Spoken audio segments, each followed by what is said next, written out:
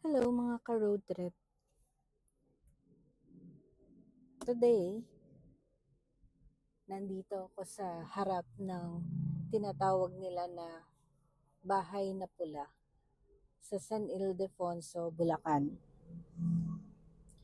Nung bata ako, na nakatira pa kami sa Caloocan, ito yung isa sa mga highlights ng pag-uwi namin sa Nueva Ecija. Yung mga madadaanan namin na inaabangan ko talaga. So, naalala ko noon na yung tatay ko actually yung una nagsabi sa akin na nagturo nito. So, natatandaan ko na nauwi namin. Syempre, medyo may isip na ako mga siguro 7, ganyan, 8. Pag umuwi kami dito, yung kahit na natutulog na ako, talagang gigisingin niya ako. Tapos sabi niya, uy, anak, tingnan mo, eto, haunted house yan. Tapos ituturo niya sa akin. Nung panahon na yon, that was in the 80s, buo pa yung bahay. Meron siyang two-story siya na bahay. So, medyo buo pa. Nakikita mo pa yung bintana nung first and second floor. Makikita mo pa yung front door. Meron pang, ang tanda ko, meron pang konting steps na pataas dun sa paakyat ng front door. Pero ang talagang distinctive features ng bahay na ito ay yung, kaya siya tinawag na bahay na pula kasi pula yung bubong niya at saka may pinturang pula yung ibang bahagi nung outer walls niya. Sa ngayon, makikita niyo rin naman dun sa video ko at saka dun sa video, sira na siya. So, unti-unti actually naman siya nasira dahil din dun sa mga nakaraang bagyo. Kung makikita nyo, matingkad pa yung pula ng ano niya. Bali ni-repaint na yan kasi natatandaan ko nung nag-fade na rin yung pintura niya . Ang nabasa ko is, meron pa naman ding pamilya ito. Hindi na sila dito nakatira. So, malamang na merong point na ni-restore nila ng konti yung bahay. Pero yun nga, dahil wala naman na nakatira, unti-unti rin to nasira. So ngayon, yung bubong niya nasira na, hindi na rin ginawa ulit.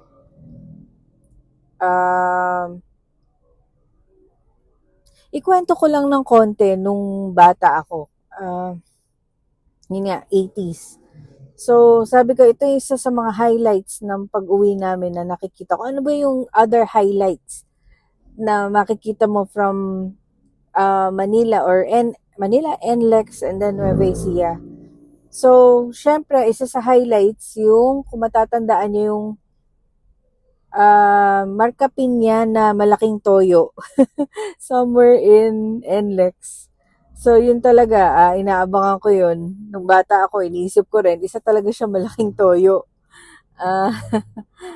Pero wala siya palang laman. Another one is, syempre, yung stopover ng Baliwag, kung saan pwede kang kumain ng napakasarap na hotdog. Hindi ko maintindihan kung bakit yung hotdog masarap doon sa stopover na yun. Of course, the other one is yung pag nakita ko na yung Arayat. So, tinuturo na ni tatay, basta naaninag na niya yung Arayat, tuturo na rin niya sa akin yun. And then, itong bahay na to. Nung panahon na yun, ng mga 80s, ano siya,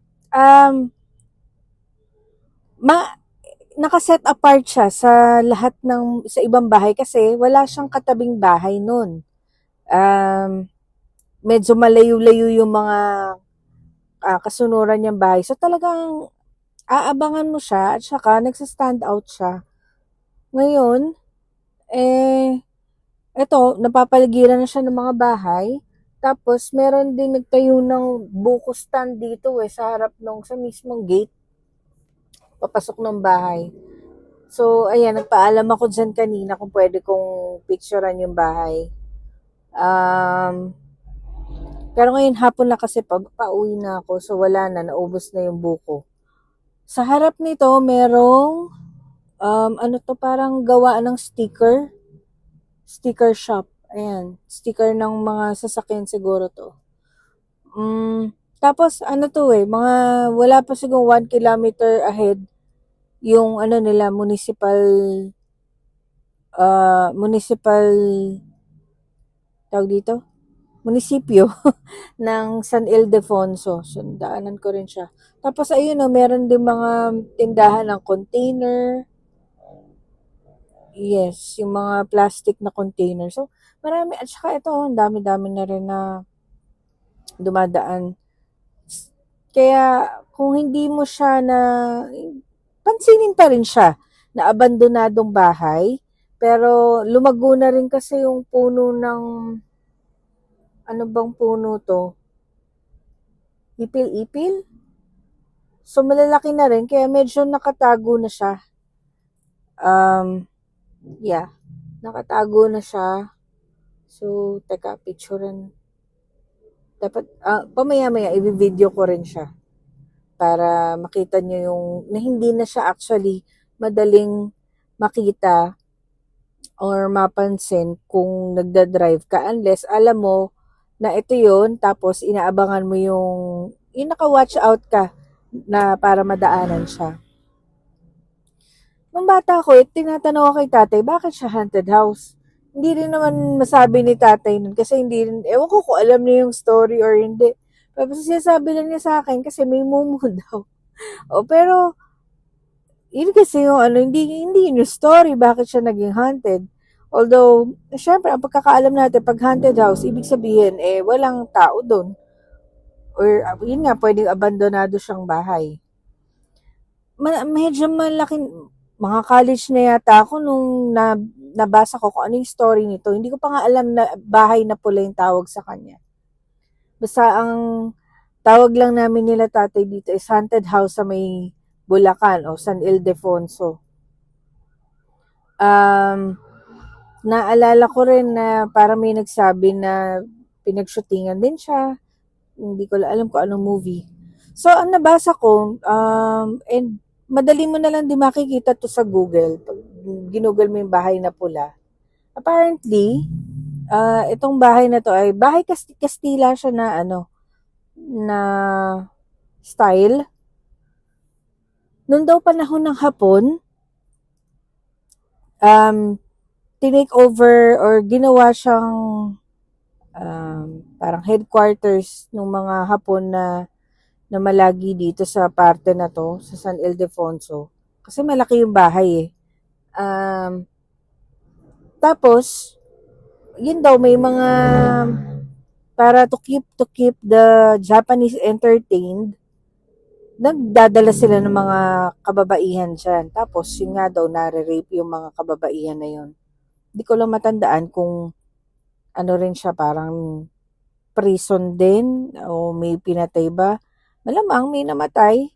Pero basta ang natatandaan ko is, yun nga, yung mga kababaihan talagang dinadala dyan at ginagawang parausan. Kaya, masasabi mo na may mga spirito dyan na hindi matahimik talaga dahil, 'di ba?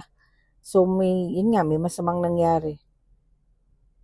Yun ang natatandaan ko pero yun, iniisip ko ng bahay na pula dahil maraming namatay pero yung pala is literally dahil pula yung bahay.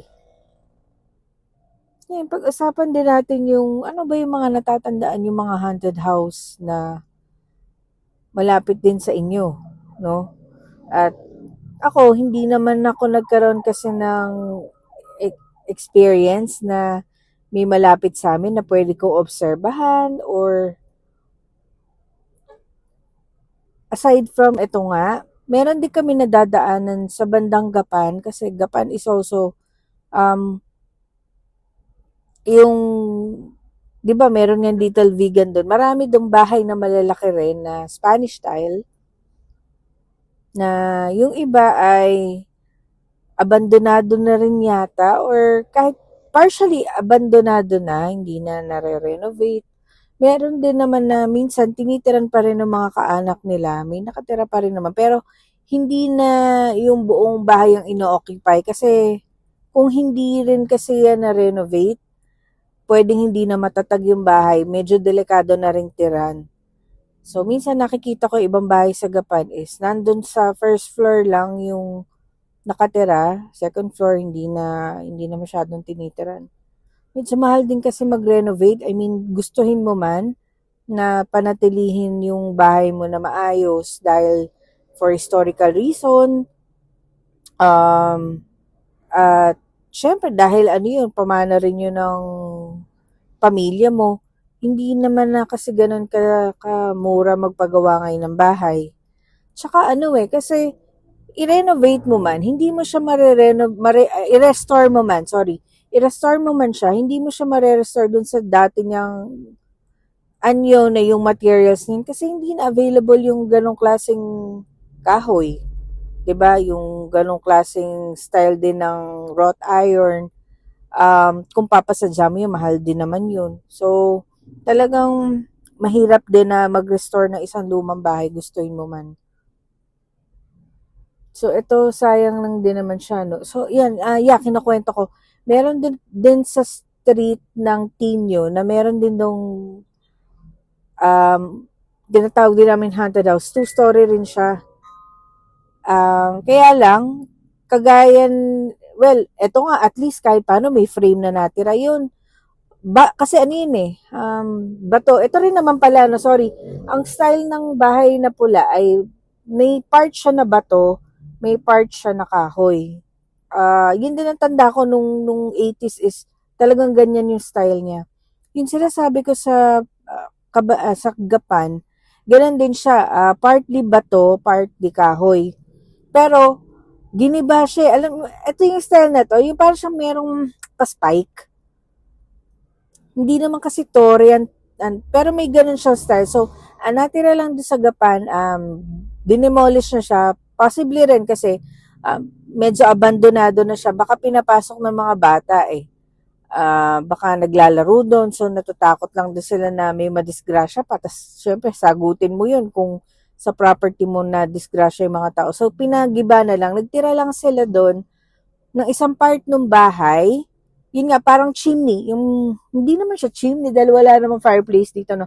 Pero, I guess you understand what I'm saying. Yung part na lang na yun, ang itinira doon, na para bang tanda na lang nung dating bahay doon. Pero, yun din, tuwing dadaan kami doon, especially pag gabi, di ba yun ang gusto mong tinitingnan pag dumadaan kayo sa haunted house, yung madilim na madilim, sinihintay mo na may mag-flicker doon or may magparamdam na may multo doon.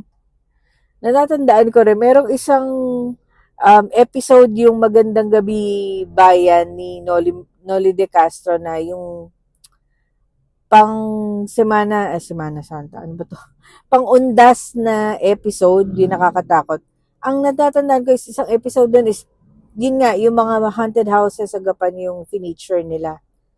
Kasi nga, ang dami doon, ang dami talaga na mga malalaking bahay. Pero nga, wala akong kasi experience na, una, wala kaming kamag-anak na may malaking bahay pa ng Kastila. Wala naman. Yung sanang bahay ng nanay ko, sabi nila noon, 2-story rin siya nung panahon na dalaga pa siya. Kaya lang, merong isang year na napakalakas daw ng bagyo, nasira yung second floor. Ang natira, first floor lang. Tapos, eventually, yung lumipat kami doon is, inaanay na rin kasi yung kahoy na part. Giniba na rin siya. So, wala kaming ganyan. Ang nakita ko lang na ganito, ng mga bahay na malalaki na pasok ko, yun doon na sa Las Casas. And, interestingly, isa sa mga bahay na luma na binili ng Las Casas is from dito sa area ng, hindi ko lang matandaan kung Gapan o San Isidro na bahay. Pero, isang lumang bahay doon ang binili nila. Akala ko nga nun, so nung nagpunta ako ng Las Casas, niisip ko, syempre, may multo na doon dahil mga lumang bahay yun, di ba? Pero iba yung naramdaman ko doon, parang Ito lang pagkukumpara lang, hindi kasi ako nakakakita. Wala akong yung hindi, kung may third eye man lahat ng tao, hindi nakabukas yung third eye ko. So, wala akong nakikitang paranormal. Pero, may naramdaman ako nung nagpunta ako ng Corregidor. So, merong one time na nag-Corregidor trip kami. Day trip lang naman. Hindi naman namin type yung ghost hunting na overnight na trip doon. Yun yung naramdaman ko from the time na nag-landing kami doon sa island. Iba yung feeling, hindi lang dahil sa siguro party 'yon. Alam mong may tragedy na nangyari doon. Alam mo maraming namatay na tao doon, and it's maraming hindi matahimik kasi 'di ba very sudden yung attack doon sa Corregidor. So alam mo na meron siyang grim history. So part yun ng pagiging gloomy. Pero sunny day yun. It's a summer na nagpunta kami doon. So hindi siya gloomy na literal na parang gloomy weather. Hindi. Very sunny. So saan nang gagaling yung feeling na heavy na nararamdaman ko noon? Especially nung nagpunta kami doon sa parang mga barracks na pinag-aanuhan nila ng yung may mga canyons, di ba ipagdadrive kayo doon ng bus, meron dong part na may mga canyons, meron doon isang room na, so nagpipicture ako, hindi ako makapasok. Actually, may ibang tao na nakapasok, tinitingnan, kaya lang, may camera ako, tapos parang merong nagsa-stop sa akin na, huwag kang pumasok, huwag mo kaming picturean, parang gano'n na feeling. It's all a feeling, wala akong nakita, naramdaman, or narinig. It's all just this heavy feeling. So, masasabi ko kahit paano na alam ko yung feeling na hindi okay yung vibes ng energy, ganyan. So, nung napunta ako ng Las Casas, yun ang nagtataka ko na walang ganong feeling.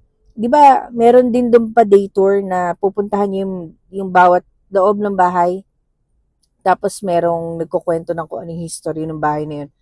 Every house na pinuntahan namin is walang ganong feeling. So, iniisip ko na siguro, gusto rin ng spirits yung na napunta sila sa ganong lugar, no? Kasi, pinupuntahan sila ng mga tao, naging place siya ng relaxation. Maganda yung vibes kasi naging resort siya eh. So, di ba meron kasi na natatanda ako si Attorney Trixie Cruz kasi, parang sinasabi niya na hindi maganda yung hindi siya agree dun sa ginawa sa Las Casas because sabi niya, part ng history ng isang bahay, yung neighborhood niya at saka yung history ng lugar. So, pag tinanggal mo siya dun sa kung saan siya talaga nag-originate, hindi na, kumbaga, nabawasan yung history niya, ganun. So, para sa kanya, it's better na iwan mo yung bahay dun sa kung saan talaga siya. Kasi part ng history niya yung nangyari dun sa lugar na yun. And ginawa mo, dahil syempre may pera ka, dinala mo lahat dun at ginawa mo siya resort. So, parang, as a historian, hindi siya agree sa ganun. Pero, ako, yun nga, kung pagbabasihan lang natin yung feelings ko, tingin ko, approve naman sa spirits yung nandun sila kasi parang nabuhay ulit na-appreciate sila for their beautiful style, yung house, na-appreciate yung bahay. And then yung mga tao nga nagpupunta doon is masasaya sila, relax sila. So the vibes is good. Plus, 'di ba, ngayon yata is meron pang reenactment ng mga historical na scenes, na eksena doon na ginagawa yung mga staff. So, tingin ko it's a good thing na rin na nagkaroon ng ganong klaseng lugar. So, kung gusto niyo makakita ng mga magagandang lumang bahay. Pero ako, nagigets ko rin yung kay Attorney Trixie. Like, ito, kasi tinitingnan ko yung bahay and ini-imagine ko rin, yung panahon ng hapon pala, no, itong lugar na to, maraming hapon, tapos siguro yung mga bahay dito, dahil siya lang yung nag-survive na malaki dito. So, ini-imagine ko, ito lang siguro yung mayaman dito. Sa ganun ba, na na-imagine mo ng panahon, siguro mga kubo lang yung nakapaligid dyan. Sa bandang bayan, may nakita rin naman ako mga medyo malalaking lumang bahay na hindi ganun ka-grand, medyo kahoy-kahoy siya. Kasi dalawa yung types ng Spanish houses, 'di ba? Yung talagang purely kahoy, meron din naman bahay na bato, yun, bato kahoy. So ito, na-imagine mo na mayaman siya. Ano kaya nangyari doon sa pamilya nila no nung tinake over ng Hapon yung mismong bahay nila. So yeah, I guess yun, may imagine mo yun. Siguro kung mas marami pang details especially ngayon, 'di ba meron sa Netflix yung Pulang Araw. So yeah, nababalikan mo yung ganyang part ng history. Other na haunted houses, kasi hindi naman wala ako masyadong marami ring alam sa haunted houses. Basta kapag nakita ko ng lumang bahay, una, ina-observe ko siya, may nakatira pa ba? Sana kung pwede mo ma-interview kung yung mga nakatira doon. Kaya lang minsan, most of the time pala is, I'm just passing through. Parang nakakahiya naman ding mag-interview doon. Sa Peñaranda, meron doon magandang lumang bahay na, ano siya, well kept. So siguro may pera at saka mukhang may tao pa naman na nagme-maintain nung bahay na yun. Nakita ko siya, nagulat ako doon sa Herencia Filipina, yung Facebook page na yun. Naka-feature siya doon. So, naalala ko na, nakita ko yung bahay niya. Pinuntahan ko pa. Tapos, nag-stop din ako doon sa harap. I know, bawal na rin kasing mag-picture. Parang doon ko lang din sa page na yun na laman yung gano'n na bawal ka pala mag-picture ng basta-basta ng bahay. Yung as much as possible, syempre, yung privacy rin naman nung may-ari nun is kung as much as possible, magpaalam ka kung gusto mong picturean. Pinicturean ko siya na hindi ako nagpapaalam. Wala akong makitang tao kasi doon. Pero hindi ko pinost na lang sa Facebook. Yung para sa akin nila. At saka meron kasi akong kaibigan na tinag nga niya ako actually doon sa post ng Herencia. Parang sabi niya, uy, sa inyo to. Tapos sabi ko, oo nga, ito siya. Tapos pinakita ko rin yung picture ko na nagpunta ako doon. Nadaanan ko rin na yun ng gabi So, yun nga, di ba usually kapag alam mo lumang bahay, pag dumadaan ka, dahan-dahan ka, parang tinitingnan mo, may makatch ka na white lady na nakadungaw. Pero, as if naman, di ka tatakbo or matatakot kapag ano. Pero, yun nga, ako, like ito, kanina nung nagpaalam ako na pipicturean ko siya, hindi ako lumapit. Para pasukin kasi merong isang video ng mga kabataan nung hindi pa siya ganitong sirang-sira.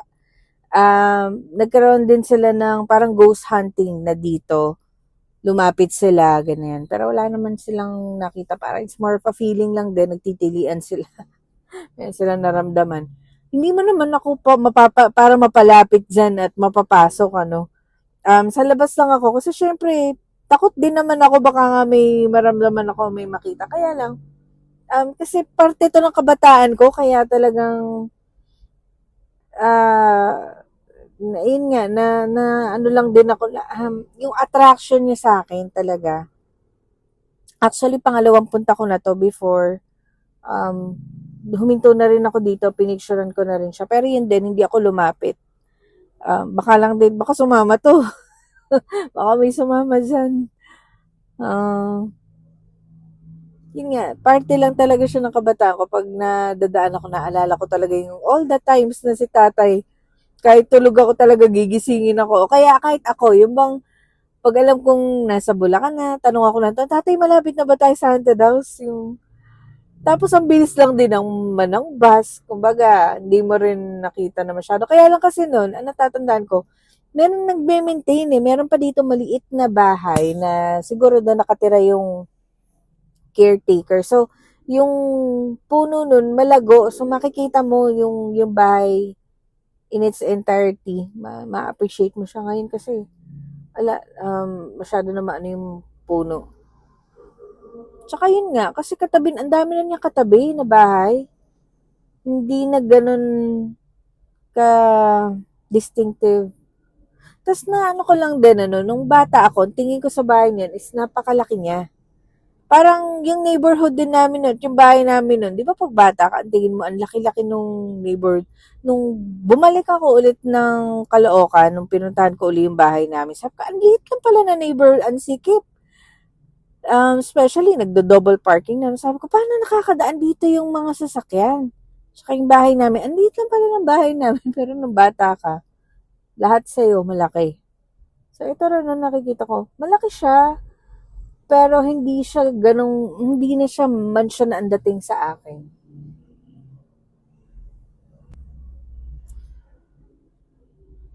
So, yun lang naman ang kwento. I wish I could tell you more about this house. Kung ano yung pagiging haunted niya, kung ano ba talaga yung iba pang naramdaman. Pero wala ka din kasi kung masyadong alam, yun lang, ang nakita ko lang sa Google is yung short history nga niya na pinamahayan siya ng, o ginawa siyang headquarters ng mga Hapon. As to the other houses na ganyan din yung ginawa, wala akong natatandaan. Like, halimbawa, well, sa Cebu kasi, sa Cabanatuan, ang headquarters ng Hapon doon, yung mismong yung mismong shrine ngayon ng sa may Pangatian, yung ano doon, parang prison camp yun eh, na ngayon shrine na siya. So, doon nagtira yung mga Hapon. Gumawa sila doon ng barracks, gumawa sila ng prison. Doon din nila yung ibang um, sundalo from the Death March na hindi na inalis nila sa Tarlac, inilipat nila sa Cabanatuan kasi daw medyo puno na yung prison camp doon sa Tarlac, dinala nila ng Cabanatuan. So, doon naglagi yung Hapon, wala silang tinirang bahay. Kahit naman sa ibang lugar, wala akong matandaan naman na may nagsasabi na dyan tumira yung mga Hapon nun. So, I guess sa ibang lugar, gumagawa naman sila ng camp or headquarters. Pero, ba't nga ito itiniran daw, ano? Hmm. Okay, so medyo hapon na. Yun lang naman ang pwede kong i-share about this house. Pag nagawi kayo dito sa San Ildefonso, ayan, pwede kayo mag-stop over, uminom kayo ng buko, and tignan-tignan nyo lang din yung bahay. Ayan. Okay. Sige. Thank you.